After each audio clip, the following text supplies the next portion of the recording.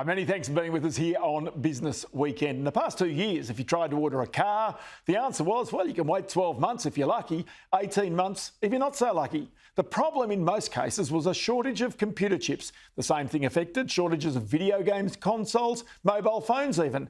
But as Ed Boyd reports, things have turned around very, very quickly. After a stellar run, the semiconductor market is entering a major correction. Semiconductors, or computer chips, have gone from shortage to surplus in just a few months. From a chip famine, there's now too many of them being made. And now the sort of word that's getting bandied around is a glut in the space of semiconductors. So as you would expect, the share prices of these companies have come down significantly on the back of their outlook has been nowhere near as rosy as it was a couple of years ago.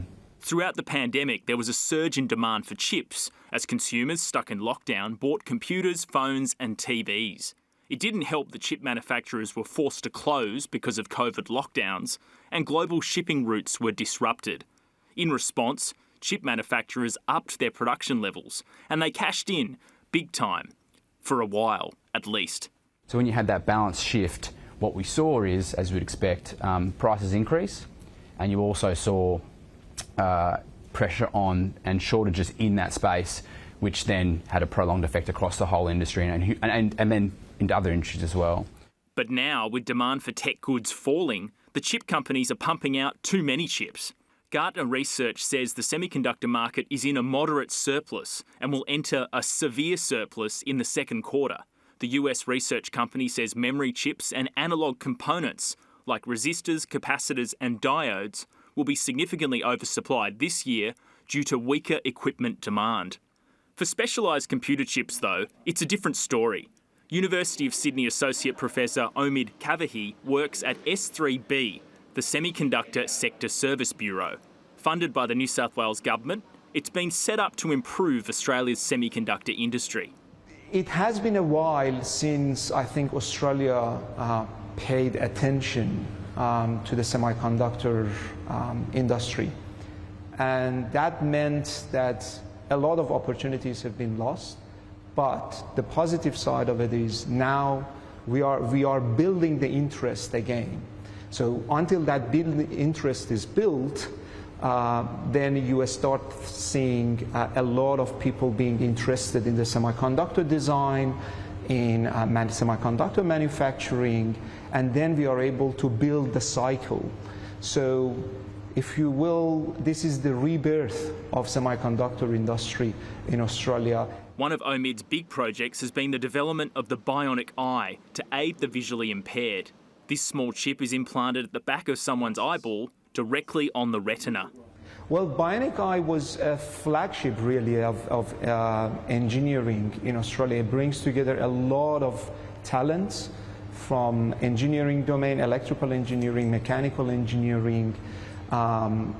It brings biology, eye research, vision, brain. All of them together to develop a device that enables blind or partially blind people with a specific kind of blindness to be able to have a sense of vision. It's quite a process entering the sterile lab where prototype chips like these are built and tested.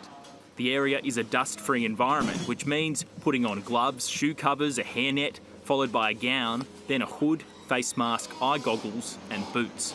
It's filled with highly specialised, expensive equipment like this machine that shines light on computer chip wafers. Yeah, this is a lithography machine. So it basically shines the UV light on the wafer to pattern the specific structure on a wafer, on a silicon wafer. The lithography process imprints patterns onto the chips and then uses ultraviolet or UV light to print the design. I'm here in the clean room at Sydney Uni's Nanoscience Tech Hub, and there's a yellow tinge to the light in here, and it's all due to reducing the level of UV, because UV is a key part of the manufacturing process and it happens in the room behind me. For mass-produced chips, it's clear the market is turning around quickly. Intel is one of the world's largest semiconductor designers and manufacturers. Here's its chief executive, Pat Gelsinger, speaking to Fox Business 3 weeks ago. everything is becoming more digital, and everything digital runs on semiconductors. So this is critical to every aspect of human existence. And as I like to say, where the oil reserves are define geopolitics for the last 5 decades. Where the technology supply chains and semiconductors are located will define geopolitics for the next 5. It's that important. Shortly after this interview aired, Intel reported one of its worst quarters on record. Intel has been one of the worst performing companies of late. Over the past 3 years, its share price has dropped almost 60%. They've probably had one of their worst quarters ever. They don't forecast a great quarter coming up either. So what do you do if revenue starts to come off? You need to cut costs as a company. So what you're seeing out of Intel in particular is cost cutting across certainly the workforce, cost cutting at the executive level.